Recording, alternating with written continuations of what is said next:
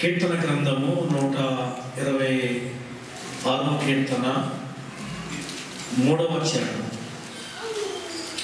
126 కీర్తన 3 చదవండి. యెహోవా మన కొరకు గొప్ప కార్యములు చేస్తున్నాడు. చాలు, సరిపోతుంది. అందరూ చెప్పండి, యెహోవా మన కొరకు గొప్ప కార్యములు చేసి ఉన్నాడు. ఏ కార్యం చేశాడు ఆయన? గొప్ప కార్యం. ఎవరి కోసము? మన కోసం. నిజంగా దేవుడు నా జీవితంలో, నా కుటుంబ జీవితంలో గొప్ప కార్యములు చేశాడు, చేస్తూ ఉన్నాడు అన్నవాడు ఎంతమంది ఉన్నారు? ఉన్నారా? ఆమేన్ గట్టిగా చెప్పండి. నిర్గమకాండము 18వ అధ్యాయము 11వ వచనం చదువుతాం. అక్కడ దేవుని గురించి ఏం చెప్తున్నాడు చూద్దాం. ఐగుప్తీయులు గర్వించి ఇశ్రాయేలీయుల మీద చేసిన దౌర్జన్యమును బట్టి ఆయన చేసిన దాన్ని చూచి యెహోవా, వినండి, యెహోవా సమస్త దేవతల కంటే గొప్పవాడని ఇప్పుడు నాకు తెలిసింది. దేవుని స్తోత్రం చెప్పండి. మన దేవుడు ఐగుప్తులో ఉన్న దేవతలందరికంటే గొప్పవాడు. అంతేకాదు, భారతదేశంలో ఉన్న దేవతలందరికంటే దేవుడు అందరికంటే గొప్పవాడు. మన దేవుడికి మన హృదయమే గుడి, మన హృదయమే ఆయన ఇల్లు. హల్లెలూయా. మన దేవుడు అంత గొప్ప దేవుడైనా ఎక్కడ నివసించాలని ఆయన ఇష్టపడుతున్నాడు? నీ హృదయంలో, నీ గుండెల్లో ఉండాలని ఇష్టపడుతున్నాడు. అది he wants stay always in your heart. నీ గుండెలో, నా గుండెలో ఆయన ఉండాలని ఇష్టపడుతున్నాడు. సరే, ఐగుప్తు దేవతల కంటే ఆయన గొప్పవాడు. భారతదేశంలో ఉన్న దేవతల కంటే, దేవుడి కంటే గొప్పవాడు. ఆయన జీవం కలిగినవాడు, జీవాధిపతి. మన కొరకై గొప్ప కార్యములు చేయవాడు. హల్లెలూయా. ఈ 2024 సంవత్సరంలో దేవుడు మన జీవితాల్లో గొప్ప కార్యాలు చేయాలంటే మనం ఏం చేయాలి? అది మనం ఏం చేస్తే ఆయన మన జీవితంలో గొప్ప కార్యాలు చేస్తాడు. 7 విషయాలు చెప్తాను నేను. మొట్టమొదటిది, సమస్తమును విడిచిపెట్టినప్పుడు గొప్ప కార్యాలు చేస్తాడు. ఏం చేయాలి? సమస్తమును. యేసు ప్రభు చెప్పాడు, నీ తల్లినైనను, నీ తండ్రినైనను, నీ అన్నదమ్ముడైనను, అక్క చెల్లెలైనను, బంధువులైనను, భూములైనను, ఎడ్లనైనను, ద్రాక్ష తోటలనైనను విడిచిపెట్టకుంటే నా రాజ్యమైన పాత్రుడుగా. అదిగో, ఈ లోకంలో బంధుత్వాలు పెట్టుకుని ఆత్మీయ జీవితాన్ని నీవు దిగజార్చుకుంటే దేవుని రాజ్యాన్ని పోగొట్టుకుంటావు. అబ్రహామును చూడండి, ఆదికాండము 12వ అధ్యాయము 1వ వచనంలో దేవుడు అబ్రహాముతో ఏమంటున్నాడు? నీవు లేచి నీ దేశం నుండి, నీ బంధువుల యొద్ద నుండి, నీ తండ్రి ఇంటి నుండి, విన్నారా? దేవునిలో యథార్థంగా జీవించాలంటే దేశాన్ని వదలాలి. అబ్రహాము వినినప్పుడు, లేక సమస్తము విడిచిపెట్టినప్పుడు, సమస్తాన్ని విడిచిపెట్టాడు. గొప్ప జనంగా, గొప్ప వ్యక్తిగా, గొప్ప వంశముగా, గొప్ప దేశంగా మార్చి అబ్రహాము జీవితంలో గొప్ప కార్యాలు దేవుడు చేశాడు. హల్లెలూయా. రెండవది, మనం గొప్పవారం కావాలంటే భయభక్తులు కలిగి ఉండాలి. ఏం కలిగి ఉండాలి? చూడండి, దేవుని వాక్యాన్ని చదువుకుందాం. సమూయేలు మొదటి గ్రంథము 12వ అధ్యాయము 24వ వచనం. మొదటి సమూయేలు గ్రంథం 12వ అధ్యాయం 24వ వచనం. ఆయన మీ కొరకు దేవుడు ఆయన నీ కొరకు ఎన్ని గొప్ప కార్యములు చేసెనో అవి మీరు తలంచుకొని యెహోవా యందు భయభక్తులు. వినరా? ఆయన నీ కొరకు ఎన్ని గొప్ప కార్యములు చేసెనో తలంచుకొని యెహోవా యందు భయభక్తులు కలిగి ఏమవ్వాలి? పూర్ణ హృదయముతో ఆయన సేవించటము ఆవశ్యకం. అంటే అవసరం. దేవుడు నీ జీవితంలో చేసిన కార్యాన్ని బట్టి ఏదో ఒక వారము 2 వారాలు వచ్చి ఆ తర్వాత అమ్మాయి అయిపోయింది నా బాధ్యత, దేవుడు వీలు చేశాడు చెబితే 2 వారాలు వెళ్ళాను, రుణం తీరిపోయిందని మానుకోవడం కాదు. ఆయన జీవితంలో ఎన్ని గొప్ప కార్యాలు చేశాడు ఆయన తలంచుకుంటూ దేవుని యందు భయభక్తులు కలిగి పూర్ణ హృదయంతో ఆయన్ని సేవించాలి. పూర్ణ హృదయంతో. ఈ సంపూర్ణమైన హృదయం లేనప్పుడు దేవుని సన్నిధి మీద మనస్సు ఉండదు. ఒక ఆదివారం వస్తే గగనం ఒక ఆదివారం వెళ్ళాను కాబట్టి మళ్ళా 3 ఆదివారాలు వెళ్ళవలసిన పని నాకు లేదు. ఆదివారం వెళ్ళి తెలుసా? దేవుని సన్నిధికి వస్తే ఆయన ఇచ్చే ఆశబ్దాలు తెలుసా నీకు? తెలియదు. అజ్ఞాని. ఆత్మీయ లోతు లేదు నీకు. ఆత్మీయ జీవితంలో నువ్వు ఎదగటం లేదు. లోపడం దేవునికి లోపడటం లేదు. నిష్టానుసారంగా నువ్వు బ్రతకడానికి ఇష్టపడుతున్నావు. దేవుని మాట వినాలి. ఆయన భయభక్తులు కలిగి ఉండాలి. దేవుడు ఒక వ్యక్తిని గురించి గొప్ప సాక్ష్యం ఇచ్చాడు. ఎవరి వ్యక్తి? యోబు. యోబు గ్రంథం 1:1 ఉంది. ఊజు దేశమునందు ఒక మనుషుడు ఉండెను. యోబు అనే ఒక మనుషుడు ఉండెను. ఎక్కడ? ఊజు దేశమునందు యోబు అనే ఒక మనుషుడు ఉండెను. అతడు యథార్థవర్తనుడును న్యాయవంతుడునై దేవుని యందు భయభక్తులు కలిగి చెడుతనమును విసర్జించుకున్నవాడు. దేవుని స్తోత్రాలు చెప్పండి. దేవుని యందు భయభక్తులు కలిగి చెడుతనం చేశాడు, చెడుతనం విడిచిపెట్టాడా? దేవుని యందు భయభక్తులు కలిగిన వాడు ఏది విడిచిపెట్టాలి? మరి మనం విడిచిపెడుతున్నామా?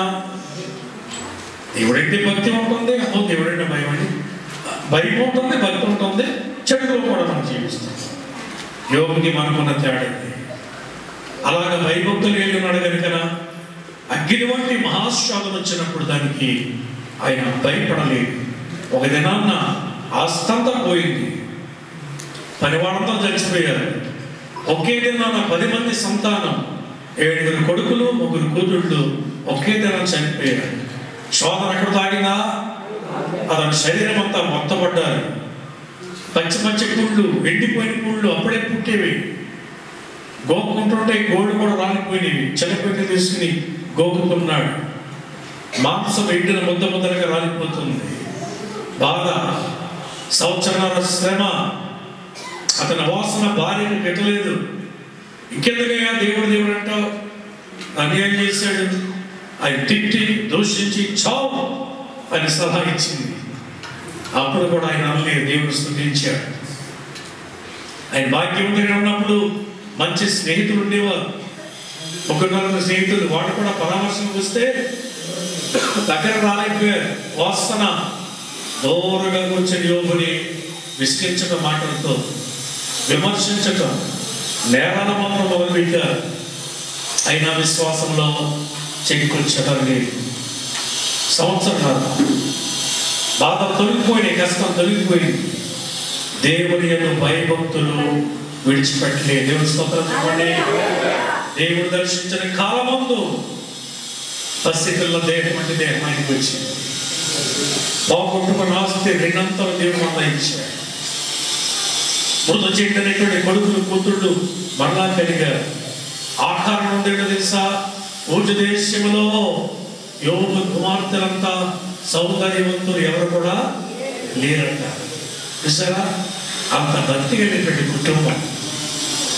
దేవుని యందు భయభక్తులు కలిగి ఉంటే దేవుడు గొప్ప కార్యం చేస్తాడు. ఎంతమంది ఇక్కడ దేవుని యందు భయభక్తులు కలిగి ఉన్నారు?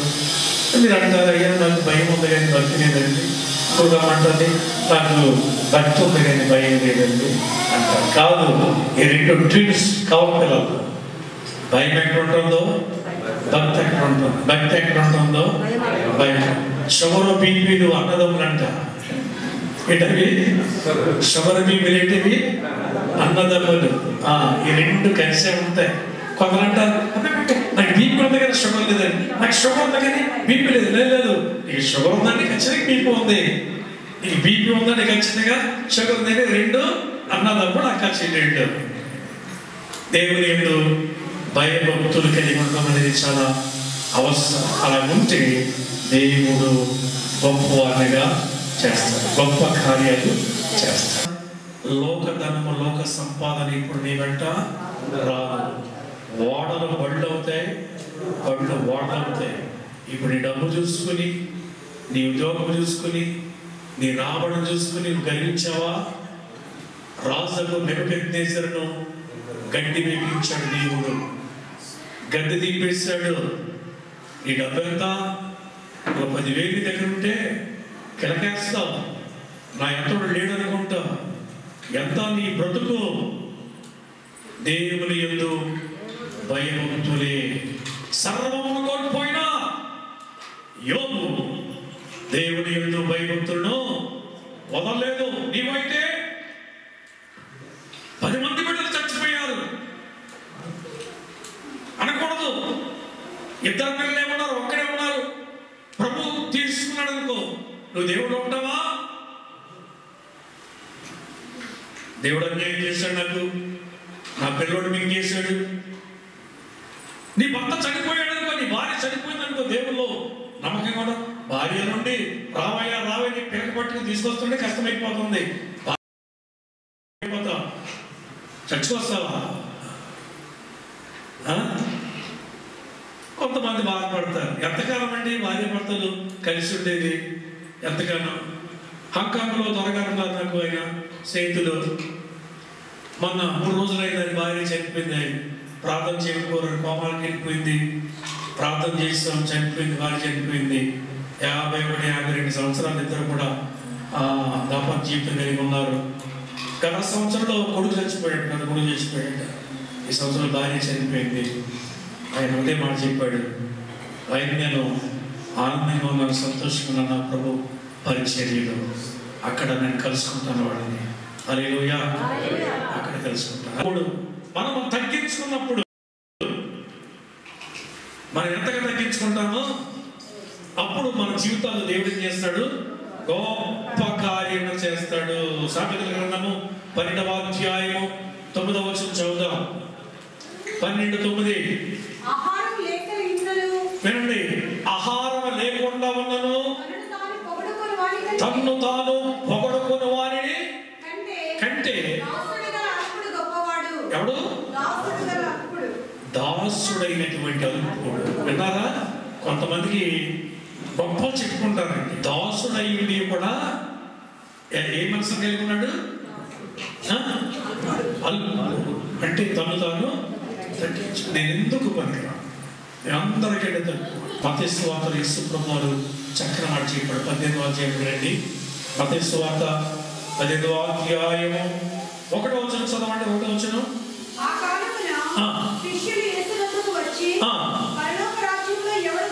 శిష్యులలో ఒకడు వచ్చేసింది, పరలోక రాజ్యములో ఎవడు గొప్పవాడని అడుగుగా ఒక చిన్న బిడ్డను పిలిచి నిలవబెట్టి, అది మీరు మార్పు నుండి పిల్లల వంటి వారైతేనే కానీ పరలోక రాజ్యములో.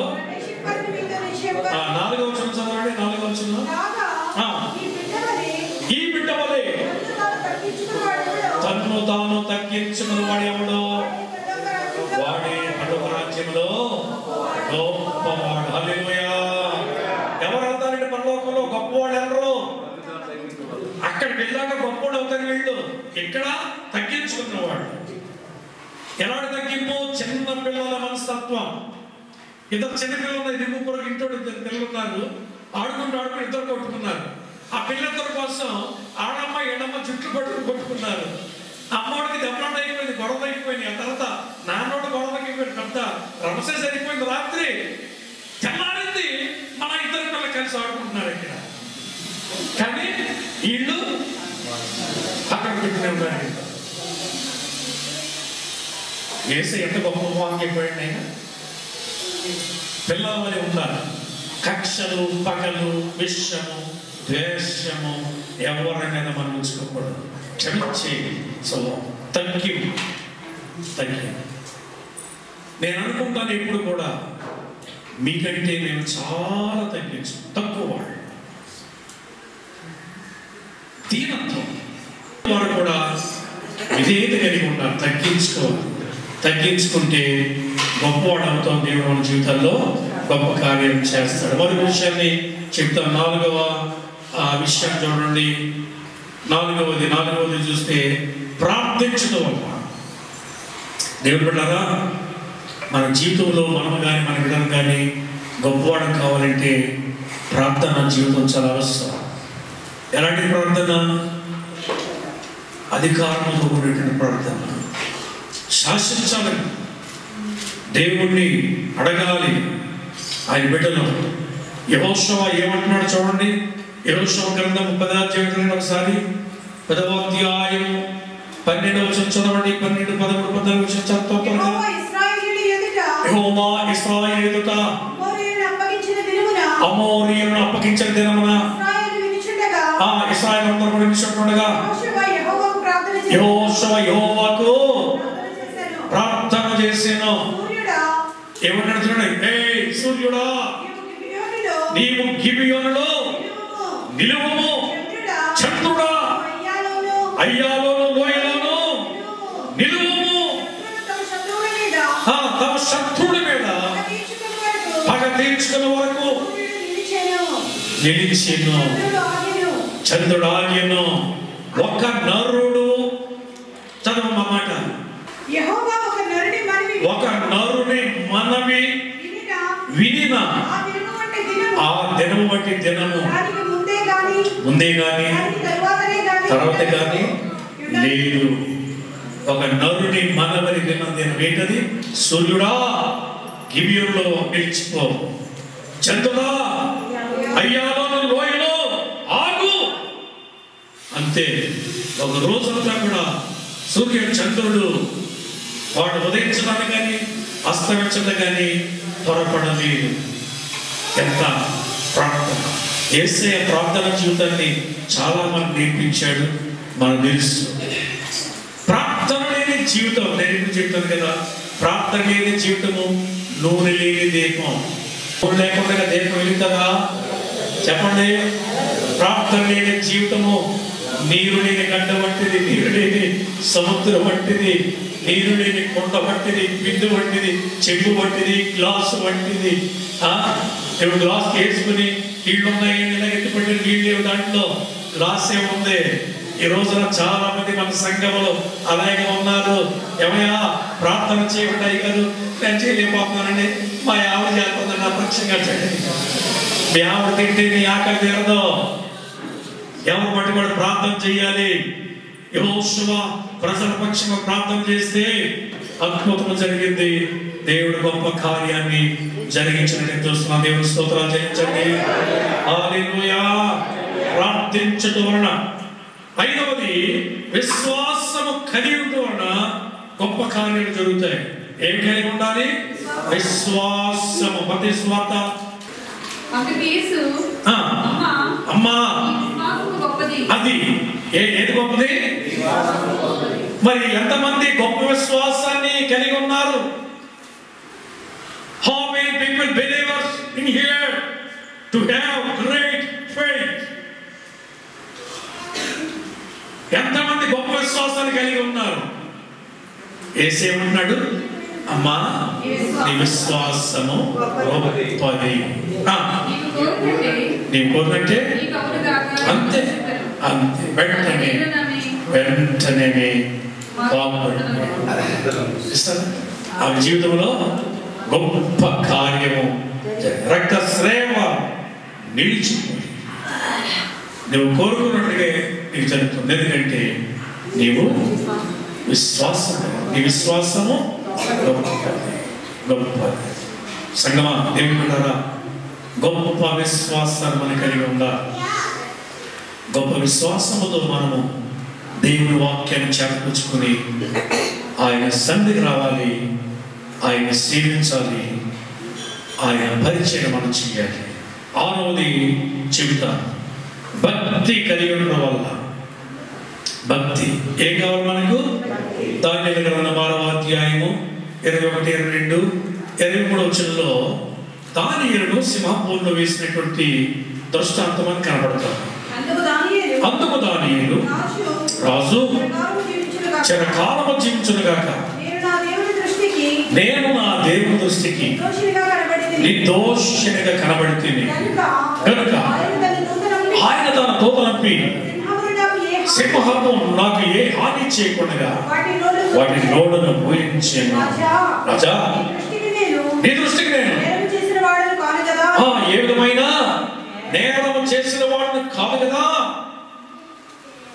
అని రాజు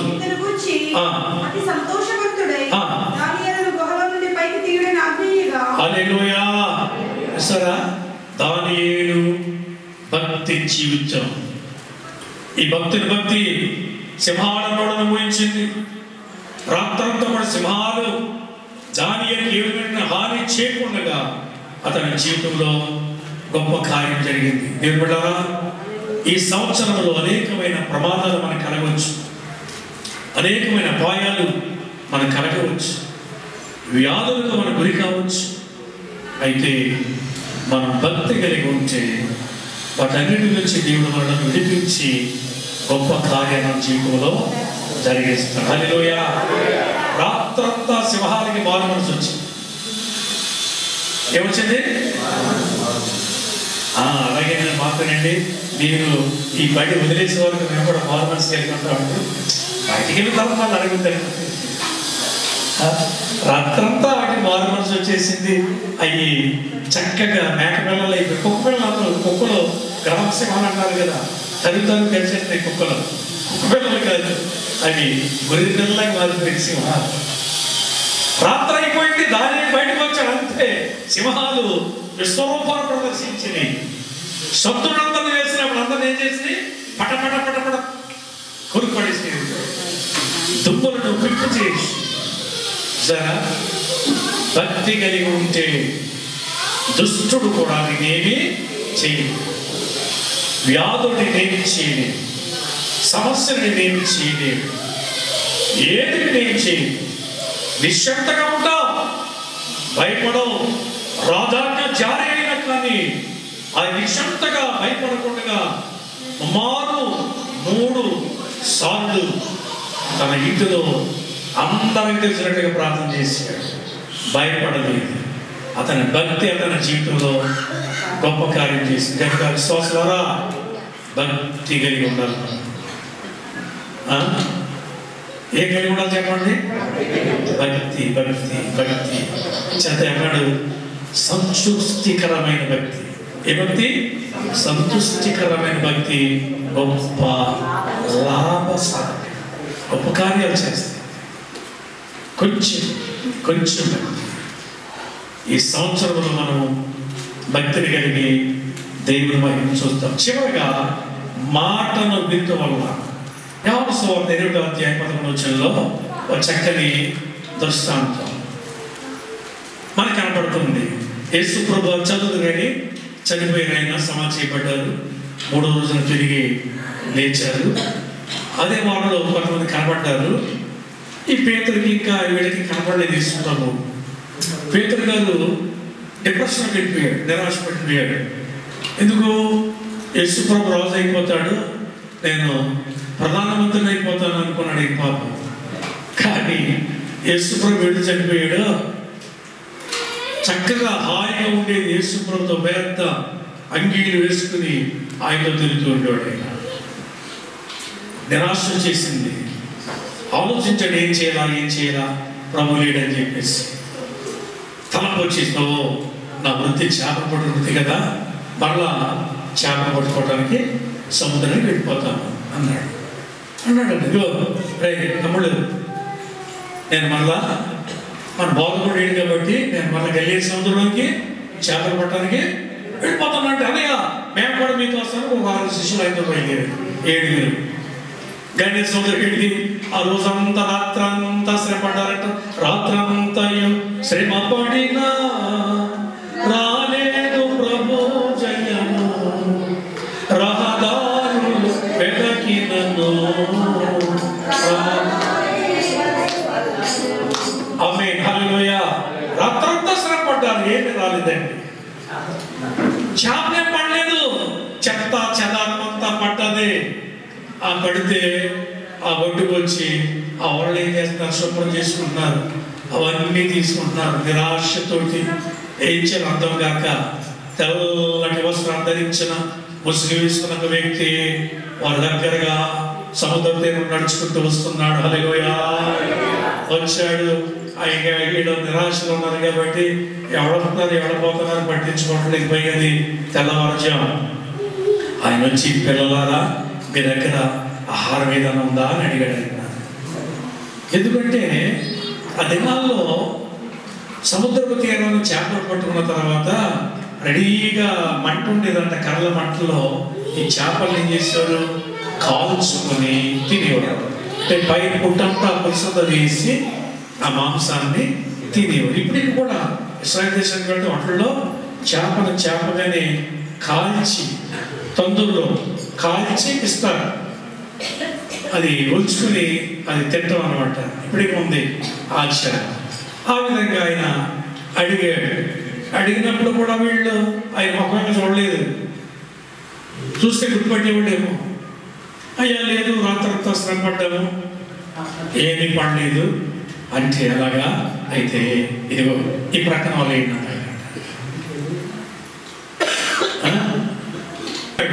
వచ్చేటప్పటికి లాగలేకపోతున్నారు. చెప్పండి, ఎన్ని ఉన్నాయి ఆ వాళ్ళు? ఎన్ని? 153. ఏ చేపలు? చెంచలేవా?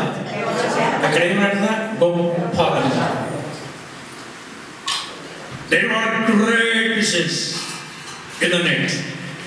వాళ్ళు గొప్ప చేప. ఈ 2024వ సంవత్సరంలో మీరు గొప్పవాడు కావాలంటే దేవుని మాటను వినాలి. వారు విన్నారు, గొప్ప కార్యములు జరిగినాయి. నువ్వు విను. పరిశుద్ధాత్మ దేవుడు నీతో మాట్లాడుతున్నాడు. నేను కాదు. I am not to speak with you. Holy Spirit speaking with you. నీతో మాట్లాడుతున్నాడు. నేను కాదు. అనుకుంటారు అయ్యగా మాట్లాడారు. నేను కాదు. నాలో నుండి ఆత్మ దేవుడిని గద్దిస్తున్నాడు. నువ్వు లోబడితే, ఆయన మాటలు వింటే ఆరోగ్యం ఇస్తాడు దేవుడు, ఐశ్వర్యం ఇస్తాడు, నీ బాధను తొలగిస్తాడు, నీ కన్నీరు తీరుస్తాడు, నీ హృదయానికి ఉల్లాసాన్ని సంతోషాన్ని ఇస్తాడు. నీవేదైతే దేవుని దగ్గర అడుగుతున్నావో దాన్ని ఆయన ఖచ్చితంగా నెరవేరుస్తాడు. స్తోత్రం చెప్పండి. అందరూ చెప్పండి. దేవుని కనపరచండి. దేవుడు తన వాక్యం దీవించును గాక. దేవుడు మిమ్మల్ని దీవించును గాక. దేవుడు మీకు రాజ్యం కొరకు సిద్ధపరచును గాక. ఈ సంవత్సరంలో దేవుడు మీ కుటుంబంలో గొప్ప కార్యములు చేయను గాక.